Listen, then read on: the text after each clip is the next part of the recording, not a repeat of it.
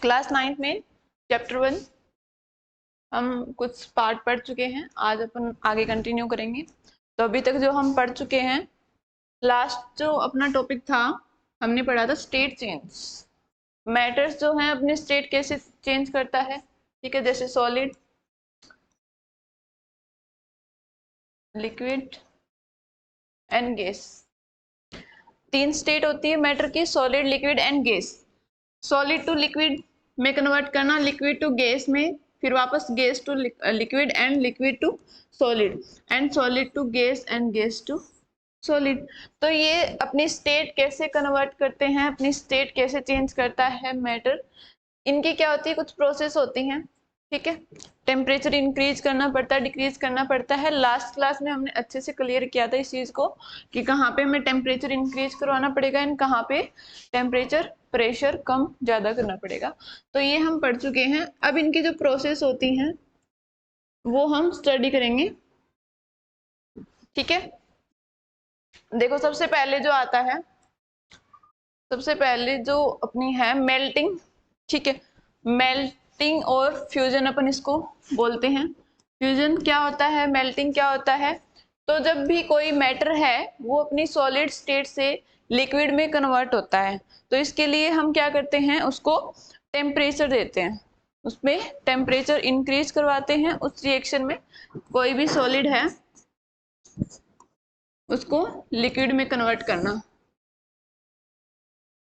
Solid state to liquid state में convert करना on increasing temperature is called fusion, ठीक है। तो देखो, the process in which the substance change its state from solid to liquid is called melting और fusion.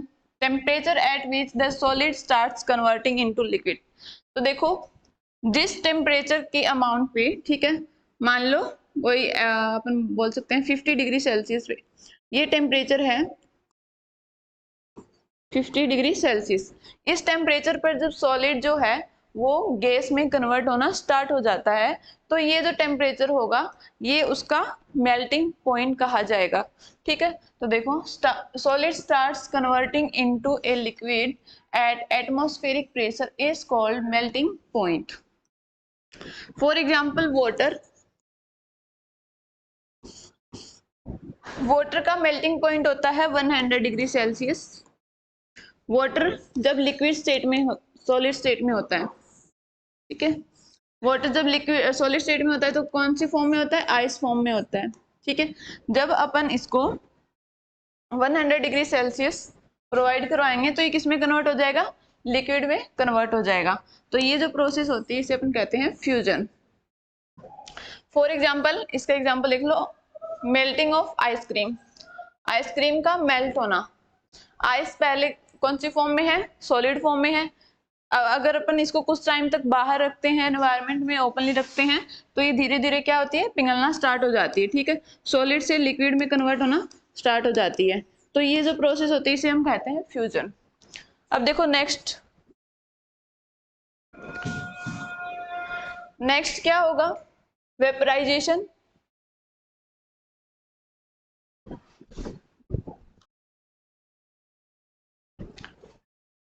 For example हमने पढ़ा है आइसक्रीम का मेल्ट होना, आइसक्रीम का पिघलना क्या कहलाएगा, मेल्टिंग या फिर फ्यूजन, ठीक है। अब नेक्स्ट अपन पढ़ते हैं, नेक्स्ट जो प्रोसेस है वो क्या होगी, वेपराइजेशन, वेपराइजेशन, ठीक है। इस स्टेट में क्या होगा, इस प्रोसेस में क्या होगा, इसमें क्या होगा, लिक्विड जो है वो किसमें कन्वर्ट होगा, गैस फॉर्म में, ठीक है, गैस स्टेट में कन्वर्ट होगा। कैसे होगा, जब अपन लिक्विड को टेम्परेचर देंगे, ठीक है, यहाँ पे हम इसको टेम्परेचर या फिर हीट देंगे तो ये किस में कन्वर्ट हो जाएगा, गैस में कन्वर्ट हो जाएगा, ठीक है। अब इसको देखो, टेम्परेचर एट विच, और जिस टेम्परेचर पर ये लिक्विड से गैस में कन्वर्ट होना स्टार्ट होता है इसे हम कहते हैं बॉइलिंग पॉइंट, ठीक है। इसे हम क्या कहेंगे, इसका बॉइलिंग पॉइंट।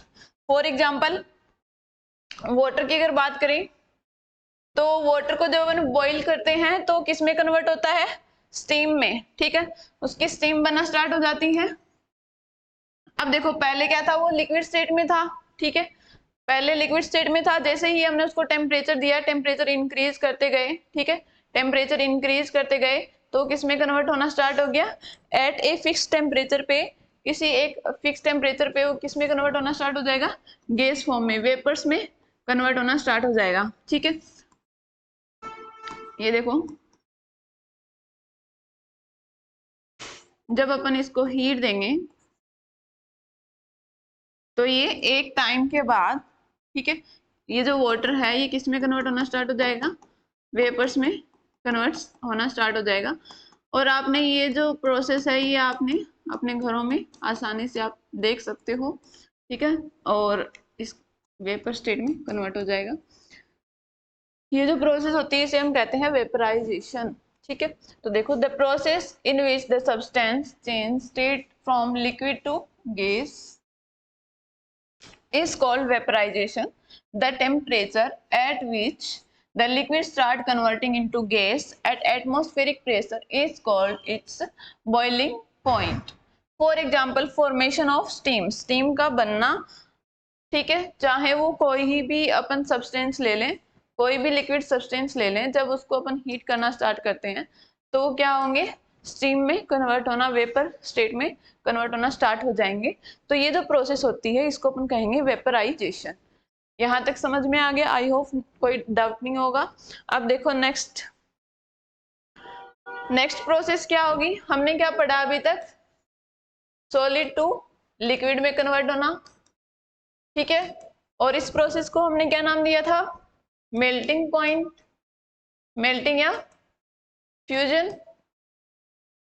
ओके, इसके बाद हमने क्या पढ़ लिया, लिक्विड टू गैस में कन्वर्ट होना, एंड इस प्रोसेस को क्या वर्डिंग दी थी, वेपराइजेशन। अब देखो नेक्स्ट है फ्रीजिंग और सॉलिडिफिकेशन। तो फ्रीजिंग क्या होता है, फ्रीजिंग वर्ड से ही अपन समझ सकते हैं कि किसी चीज का फ्रीज होना, ठीक है। तो देखो the process in which the substance change its state from liquid to solid, ठीक है, कोई भी सब्सटेंस है वो लिक्विड से वापस सॉलिड में कन्वर्ट हो रहा है तो उसको अपन कहते हैं सॉलिडिफिकेशन, ठीक है, लिक्विड टू सॉलिड में कन्वर्ट होने को हम क्या कहेंगे, सॉलिडिफिकेशन कहेंगे। For example the formation of ice, हम फ्रीज के अंदर रखते हैं वाटर, लिक्विड स्टेट में रखते हैं वाटर को, हमने मान लो एक कंटेनर लेते हैं जिसमें हमने वाटर फिल किया और इसको हमने फ्रीजर में रख दिया। अब कुछ टाइम बाद अपन देखेंगे कि इसका ये जो है ये आइस में कन्वर्ट हो चुका है, आइस में कन्वर्ट हो जाता है। यहाँ पे ये लिक्विड स्टेट में था, फिर ये सॉलिड स्टेट में चेंज हो गया है। तो ये जो प्रोसेस है इसको अपन क्या कहेंगे, सॉलिडिफिकेशन, ठीक है, लिक्विड स्टेट से सॉलिड स्टेट में कन्वर्ट होना इज कॉल्ड सॉलिडिफिकेशन और फ्रीजिंग, ठीक है। अब देखो यहां तक कोई डाउट नहीं होगा। अब देखो नेक्स्ट मूव करते हैं, सब्लिमेशन। सब्लिमेशन क्या होता है, सब्लिमेशन होता है direct convert solid to gas, solid state से डायरेक्ट गैस स्टेट में कन्वर्ट होना, ठीक है, इसे हम कहते हैं सब्लिमेशन। अब देखो the process in which the substance change its state from solid to gas is called sublimation. For example sublimation of dry ice. जो ड्राई आइस होती है वो क्या होती है, डायरेक्ट किसमें कन्वर्ट होती है, गैस में, ठीक है, डायरेक्ट किसमें कन्वर्ट होती है, गैस में कन्वर्ट होती है, ठीक है। तो ये इसका बहुत ही अच्छा एग्जांपल है। अब देखो सॉलिड टू लिक्विड हमने पढ़ लिया, इससे पहले अपन लास्ट में अपन देख लेंगे कि कौन कौन सी प्रोसेस पढ़ चुके हैं अपन अभी तक। अपन पढ़ चुके हैं melting, boiling and solidification and sublimation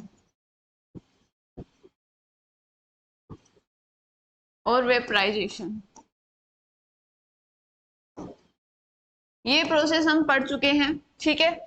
इसमें क्या होता है, मेल्टिंग में सॉलिड टू लिक्विड, इसमें लिक्विड टू गैस, और इसमें क्या होता है लिक्विड टू सॉलिड, एंड इसमें क्या होगा सॉलिड टू गैस, एंड इसमें लिक्विड टू गैस में कन्वर्ट होना। तो बहुत ही इजी है सारी प्रोसेस। अब देखो नेक्स्ट जो प्रोसेस है, तो देखो ड्राई आइस का सब्लिमेशन होना, डायरेक्ट गैस में कन्वर्ट होती है। इसके अलावा देखो जो कैम्फर होता है, नेफ्थलीन जो होती है, ये भी क्या होती है सॉलिड स्टेट में होते हैं, और ये डायरेक्ट किस में कन्वर्ट होंगे, गैसियस स्टेट में, ठीक है। डायरेक्ट किस में कन्वर्ट होंगे, गैस में। तो ये भी एग्जांपल है सब्लिमेशन प्रोसेस की। अब देखो नेक्स्ट आगे मूव करते हैं।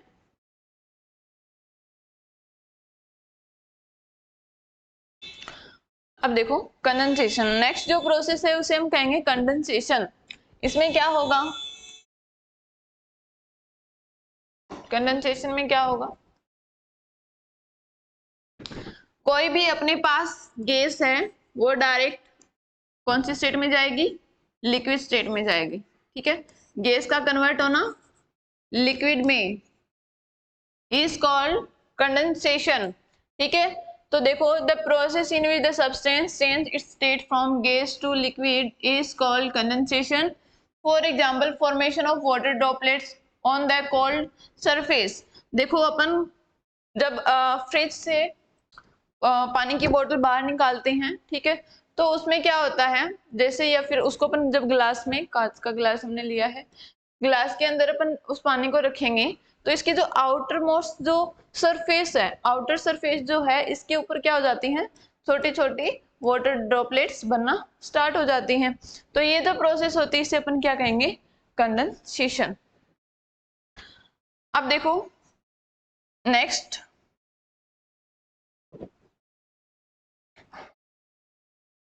है डिपोजिशन। डिपोजिशन में क्या होगा, जो गैस है वो सॉलिड में कन्वर्ट होगी। गैस डायरेक्ट किस में कन्वर्ट होगी, सॉलिड में। इस प्रोसेस को हम कहेंगे deposition. For example formation of Frost on the leaves, ठीक है। अपन बहुत बार ऐसे देखते हैं एनवायरमेंट में, बाहर जब अपन गार्डन वगैरह में जाते हैं तो वहां पे अपन देखते हैं कि लीव्स पे फ्रॉस्ट क्या हो जाता है, बन जाता है लीव्स पे, ठीक है। देखो ये व्हाइट कलर का दिख रहा है, बर्फ जैसा दिखेगा, आइस जैसा दिखेगा। तो इसे अपन कहते हैं deposition, gas to direct solid में कन्वर्ट होना, ठीक है। तो ये यहाँ पे डिपोजिट कैसे हुआ है, एनवायरमेंट से, ठीक है। एनवायरमेंट में जो प्रेजेंट वाटर मॉलिक्यूल्स या फिर गैसेस अपन बोल सकते हैं, तो वहीं से यहाँ पे डिपोजिट हुआ है। तो इसीलिए इस प्रोसेस को अपन कहते हैं डिपोजिशन, जहाँ पे गैस कन्वर्ट होती है सॉलिड स्टेट में, ठीक है। बहुत ही आसान है, सिंपल सा है। अब देखो नेक्स्ट मूव करते हैं। ये अभी तक अपन ने पढ़ ली सारी प्रोसेस, ठीक है। सारी प्रोसेस अपन ने देख चुके हैं। अब देखो सॉलिड टू लिक्विड का हमने देख लिया,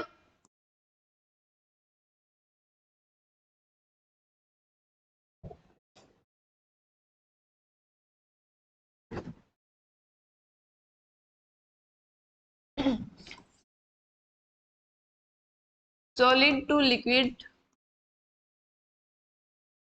एंड उसके बाद लिक्विड टू गैस। अब देखो सॉलिड टू लिक्विड हमने देखा, फिर लिक्विड टू गैस प्रोसेस हमने करी, इसको हमने टेम्परेचर इंक्रीज किया, ठीक है। यहाँ पे हमने टेम्परेचर इंक्रीज किया, यहाँ पर भी हमने टेम्परेचर को इंक्रीज किया। जब वापस से हम गैस से लिक्विड में जाएंगे तो हम क्या करेंगे, टेम्परेचर जो है उसको डिक्रीज करेंगे। अगेन जब अपन को लिक्विड से सॉलिड में कन्वर्ट करना होगा तो हम टेम्परेचर को डिक्रीज करवाएंगे, ठीक है, टेम्परेचर डिक्रीज होगा। ऐसे ही अगर अपन सॉलिड से गैस में जा रहे हैं तो टेम्परेचर क्या होगा, हमें इंक्रीज करवाना पड़ेगा। एंड गैस टू सॉलिड में जाएंगे तो हमें टेम्परेचर जो है वो डिक्रीज करवाना पड़ेगा, ठीक है। तो ये जो प्रोसेस होती है, इन सब प्रोसेस को हम पढ़ चुके हैं, सबको अलग अलग अपन वर्डिंग हमने दी है, तो इनको अच्छे से हमने देख लिया है। अभी अपन आगे मूव करते हैं। नेक्स्ट जो टॉपिक है इफेक्ट्स ऑफ टेम्परेचर। टेम्परेचर के क्या क्या इफेक्ट्स होते हैं, टेम्परेचर कितना इंक्रीज करने पे स्टेट ऑफ मैटर पे क्या इफेक्ट पड़ेगा, तो ये अपन अभी देखेंगे। देखो, when the temperature of the matter increase, तो सबसे पहले अपन देखते हैं अपने पास कोई भी मैटर है, ठीक है, इसका हम टेम्परेचर इंक्रीज करवाते हैं। तो टेम्परेचर इंक्रीज करवाने पे जो पार्टिकल्स प्रेजेंट होते हैं, मैटर के जो पार्टिकल्स होते हैं, जैसे ही इनको हीट मिलेगी, टेम्परेचर मिलेगा, तो ये किसमें, इनके जो पार्टिकल्स हैं इनका मूवमेंट बढ़ जाएगा, ठीक है, ये इधर से इधर मूव करना स्टार्ट कर देंगे, ठीक है, मोशन करना स्टार्ट कर देंगे, मूवमेंट होना स्टार्ट हो जाएगा। जितना ज्यादा टेम्परेचर करेंगे इनके जो मूवमेंट है उतनी ही ज्यादा होगी। यानी कि टेम्परेचर इंक्रीज करने से जो पार्टिकल्स की काइनेटिक एनर्जी जो होती है वो क्या होती है, टेम्परेचर अगर इंक्रीज कर रहे हैं तो उनकी काइनेटिक एनर्जी भी इंक्रीज हो जाती है, ठीक है, काइनेटिक एनर्जी क्या हो जाती है, इंक्रीज हो जाती है। एंड सिमिलर अगर अपन टेम्परेचर कम करवा दें, टेम्परेचर डिक्रीज करें, तो क्या होगा, काइनेटिक एनर्जी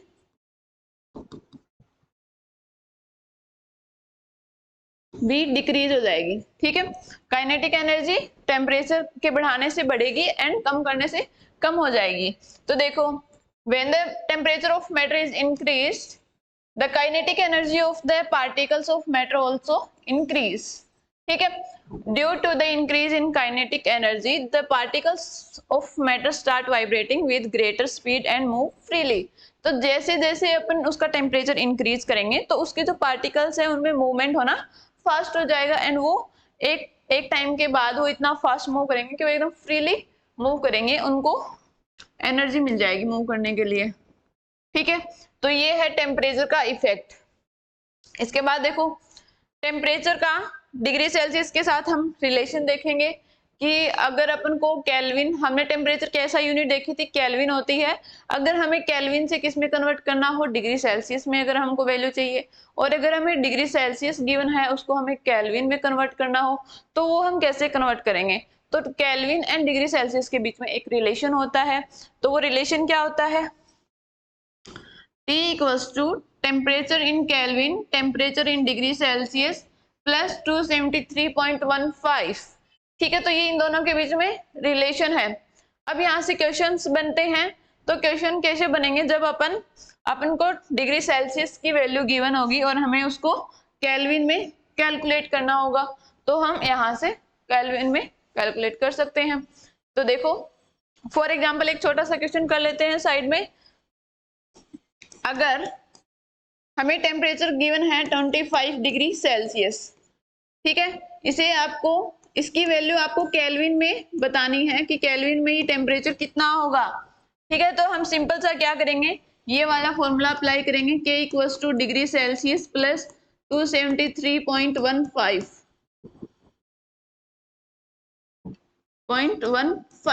तो यहाँ पे हमें केल्विन में चाहिए तो केल्विन इधर ही रखेंगे। डिग्री सेल्सियस वैल्यू कितनी दी हुई है, 25 डिग्री सेल्सियस दी हुई है, 25 डिग्री सेल्सियस प्लस 273.15। तो इसको अपन क्या कर सकते हैं, इनको ऐड कर दो आपस में, जब ऐड करेंगे तो क्या आएगा 0.15, यहां से ये आएगा 8, 9 एंड 298 केल्विन, ठीक है। तो इसकी वैल्यू 25 डिग्री सेल्सियस की वैल्यू 298.15 केल्विन के इक्वल होगी, ठीक है। तो यहां से हम ये कह सकते हैं। ऐसे ही अगर आपसे पूछ ले, केल्विन में दी हुई हो और आपसे पूछा जाए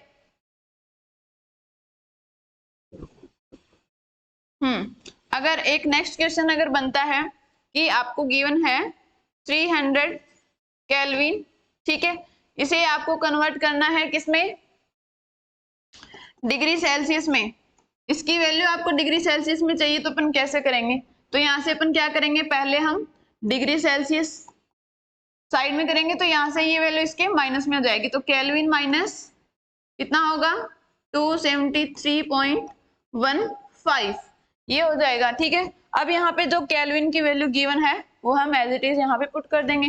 तो यहाँ से हमें क्या मिलेगा, degree Celsius equals to 300 kelvin minus 273.15। जब इसमें से हम इसको माइनस करेंगे तो अपने पास क्या लेफ्ट बचेगा, 0.15 एंड देखो करके देखते हैं, 300 में से 273.15 माइनस करेंगे तो क्या होगा, यहाँ से हमें मिलेगा ये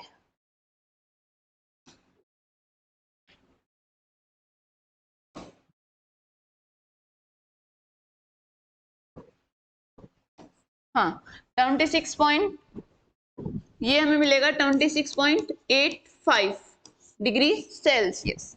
तो ऐसे हमारे बहुत ही सिंपल से क्वेश्चंस बनेंगे। तो यहाँ तक आपको कोई भी डाउट नहीं हो, अगर कोई डाउट होता है तो आप हमें कमेंट में बता सकते हैं, ठीक है।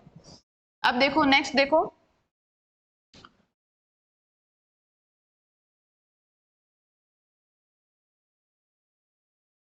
हाँ अब आता है लेटेंट हीट। लेटेंट हीट क्या होती है,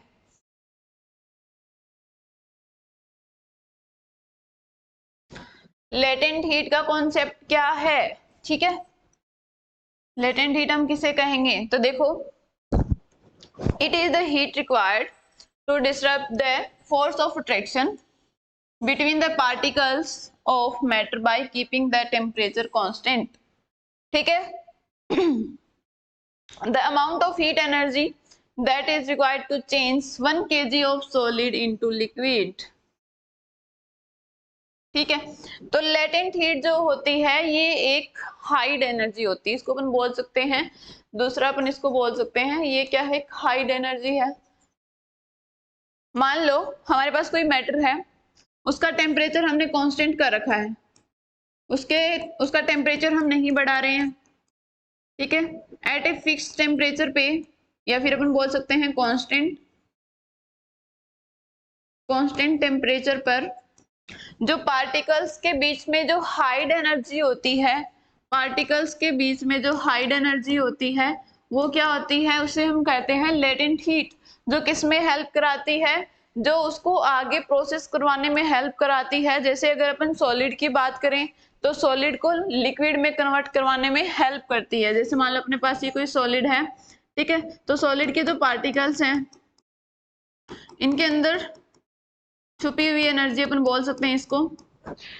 टेम्परेचर हमारा कांस्टेंट है, अब जो प्रोसेस हो रही है वो कौन करवाएगा, इसके पार्टिकल्स के अंदर जो छुपी हुई एनर्जी है वो इस प्रोसेस को करवाएगी आगे, ठीक है। तो सॉलिड से किस में कन्वर्ट करवाएगी, उसको लिक्विड में कन्वर्ट करवाएगी। और सॉलिड से लिक्विड में कन्वर्ट कब होगा, जब उसमें कुछ टेम्परेचर होगा, ठीक है, कोई टेम्परेचर उसके पास प्रेजेंट होगा तब वो प्रोसेस होती है। तो यहाँ से अपन बोल सकते हैं कि जो लेटेंट हीट होती है ये एक हाइड एनर्जी होती है या फिर एक रिक्वायर्ड एनर्जी होती है जो इस मैटर के या सब्सटेंस के पार्टिकल्स के फोर्स ऑफ अट्रैक्शन को ब्रेक करने में हेल्प करती है, ठीक है। बाद में एक फिक्स टेम्परेचर के बाद में इस जो सब्सटेंस होगा, कोई भी मैटर होगा, इसके पार्टिकल्स क्या होते हैं, ये हमने पता है कि फोर्स ऑफ अट्रैक्शन होता है, वो एक दूसरे से कैसे कनेक्ट होते हैं, उनके बीच में एक फोर्स ऑफ अट्रैक्शन लगा हुआ होता है। तो वो जो हाइड एनर्जी होती है वो क्या करती है, ये फोर्स ऑफ अट्रैक्शन को ब्रेक करने का काम करती है। जब ये फोर्स ऑफ अट्रैक्शन कम होगा तो क्या होगा, वो सॉलिड से लिक्विड में कन्वर्ट होगा। बहुत ही आसान सी बात है, जब फोर्स ऑफ अट्रैक्शन क्या होगा, कम होगा, तो वो सॉलिड से लिक्विड में कन्वर्ट होना स्टार्ट होगा। और अपन बोल सकते हैं, अब देखो, the amount of heat energy that is required to change 1 kg of solid into liquid at atmospheric pressure at its melting point is known as the latent heat of fusion। तो ये क्या होगी, ये एक रिक्वायर्ड एनर्जी होती है जो 1 kg of solid को लिक्विड में कन्वर्ट करवाने के लिए जरूरी होती है। एटमॉस्फेरिक प्रेशर पे होगी और उसके एट ए मेल्टिंग पॉइंट पे होगी, ठीक है, एट ए मेल्टिंग पॉइंट, एक कांस्टेंट टेम्परेचर। मेल्टिंग पॉइंट क्या होता है, उसका कोई एक फिक्स टेम्परेचर, ठीक है। तो मेल्टिंग पॉइंट के at a melting point and atmospheric पर जो रिक्वायर्ड एनर्जी होती है, जो पार्टिकल्स के अंदर ही होती है, वो उनको 1 kg ऑफ सॉलिड को लिक्विड में कन्वर्ट करवाती है, ठीक है। तो इसे हम कहेंगे लेटेंट हीट ऑफ, अपन बोल सकते हैं। अब देखो क्या हो रहा है, सॉलिड टू लिक्विड में कन्वर्ट हो रहा है, एंड सॉलिड टू लिक्विड में कन्वर्ट हो रहा है, उस प्रोसेस को हम क्या कहते हैं, सॉलिड से लिक्विड में कन्वर्ट होने की प्रोसेस को हम क्या कहते हैं, मेल्टिंग पॉइंट कहते हैं ना, मेल्ट होना, फ्यूजन होना, ठीक है। तो इस प्रोसेस को हम क्या कहते हैं, मेल्टिंग। तो यहाँ पे ये क्या हो गया, 1 kg of solid into liquid, ठीक है, required energy to change 1 kg of solid into liquid is called latent heat of melting, ठीक है, लेटेंट हीट ऑफ मेल्टिंग। ऐसे ही अगर अपन बात करें, अपन नेक्स्ट आगे पढ़ेंगे, देखो आगे देखो, हाँ, the amount of heat energy that is required to change, अपन इसको हमने भी क्या पढ़ा था, 1 kg मास में पढ़ा था, ठीक है। अभी अगर अपन बात करें मोल्स की, ठीक है, तो अगर सॉलिड को अपन अगर नंबर ऑफ मोल्स में अगर करें, तो 1 mole of liquid into a gas at atmospheric pressure and its melting point is known as the latent heat of vaporisation, ठीक है। तो सबसे पहले तो देखो लिक्विड से कन्वर्ट हो रहा है गैस में, तो इस प्रोसेस को हम क्या कहते हैं, वेपराइजेशन, ठीक है। अब देखो लिक्विड से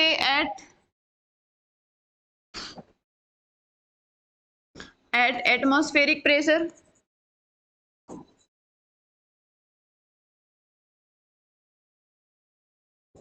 and at boiling point,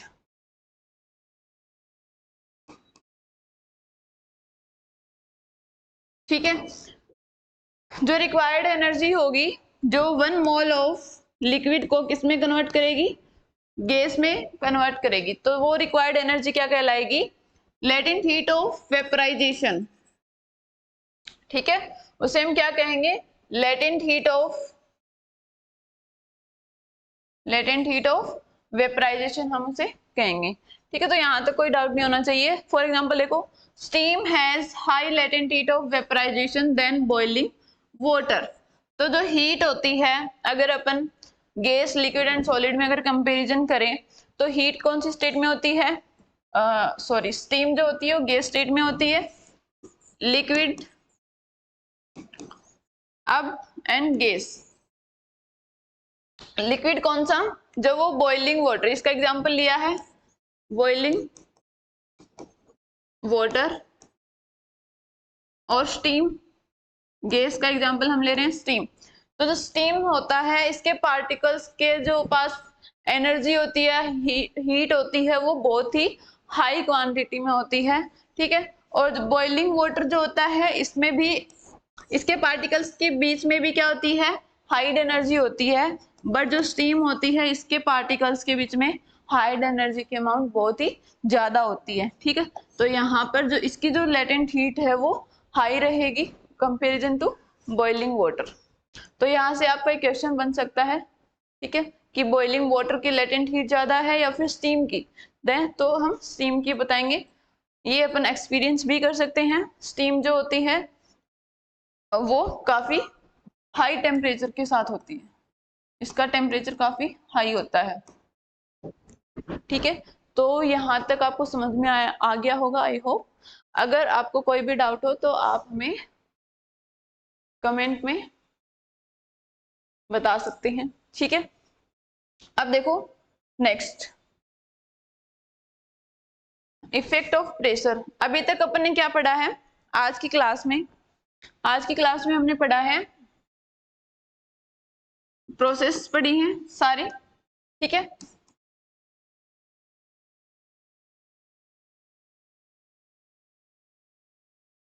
process पढ़ी है, ठीक है, किसकी, change of states. And then उसके बाद हमने पढ़ा है effect of temperature, and then हमने पढ़ा है latent heat, latent heat of melting point and vaporisation, melting point and vaporisation. यहां तक पढ़ लिया। अब देखो कल की क्लास में हम, आज की क्लास में हम इतना ही पढ़ेंगे, कल की क्लास में हम इफेक्ट ऑफ प्रेशर से स्टार्ट करेंगे। ठीक है, तो आप बने रहिए, नेक्स्ट क्लास आप जरूर अटेंड करना। Thank you.